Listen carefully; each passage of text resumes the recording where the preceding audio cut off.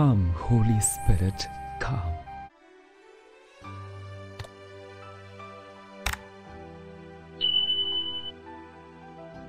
সকলকে জয় যিশু। আজ 23শে জুলাই। আজ খ্রিস্টমণ্ডলী সুইডেনের সাধ্বী ব্রিজিতার স্মরণ দিবস পালন করছে। ব্রিজিতার জন্ম সুইডেন দেশে এক সম্ভ্রান্ত বংশে 1303 সালে। 13 বছর বয়সে তার বিয়ে হয়। তিনি তার স্বামীর সঙ্গে আদর্শ সাংসারিক জীবনযাপন করেন। তাদের 8 জন সন্তান হয়। তার স্বামীর মৃত্যুর পর তিনি সব ধন সম্পত্তি বিলিয়ে দিয়ে নিঃস্বতা ও ধ্যান প্রার্থনার মধ্যে নতুন জীবন শুরু করেন। তখন থেকে তিনি বারংবার যিশুর দর্শন পান। যিশুর যন্ত্রণা ভোগের বিষয়ে বিশেষ অলৌকিক উপলব্ধি লাভ করেন। তিনি যিশুর কাছ থেকে ভবিষ্যৎ রাজনৈতিক ও ধর্মীয় ঘটনার জ্ঞান পেয়ে রাজাদের, ধর্মপালদের, এমনকি পোপ মহোদয়কেও ভর্ৎসনা করেন, তারা যেন তাদের আচার আচরণ পরিবর্তন করে সঠিকভাবে তাদের দায়িত্ব পালন করেন। 1346 সালে তিনি পুরুষ ও নারীদের জন্য এক যৌথ সন্ন্যাস সংঘ প্রবর্তন করেন।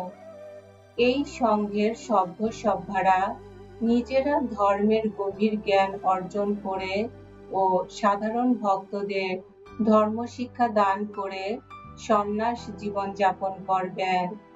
তারা পৃথক পৃথক আবাসে থাকবেন, কিন্তু একই মন্দিরে একসঙ্গে প্রাহরিক প্রার্থনার অনুষ্ঠান সম্পাদন করবেন। জাগতিক ক্ষেত্রে মঠের অধ্যক্ষ হবেন একজন নারী, আর আধ্যাত্মিক ক্ষেত্রে মঠের আচার্য হবেন একজন পুরুষ।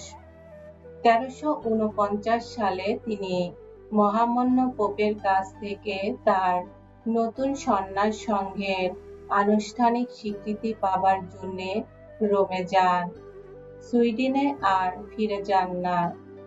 বিভিন্ন খ্রিস্টীয় তীর্থে গিয়ে তিনি তীর্থযাত্রীদের, গরিবদের ও রোগীদের সেবায় আত্মনিয়োগ করেন। তার মৃত্যু হয় 1373 সালে।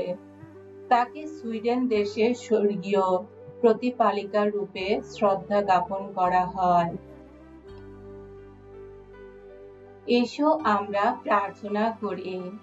হে পরম গুরু, তুমি সাধ্বী ব্রিজিতাকে পর সংসার আশ্রমে ও সন্ন্যাস আশ্রমে পরিচালিত করেছ। তোমার পুত্র যিশুর যন্ত্রণা ভোগের কথা অনুধাবন করে তিনি শিখেছিলেন ক্রুশের অপূর্ব প্রজ্ঞা।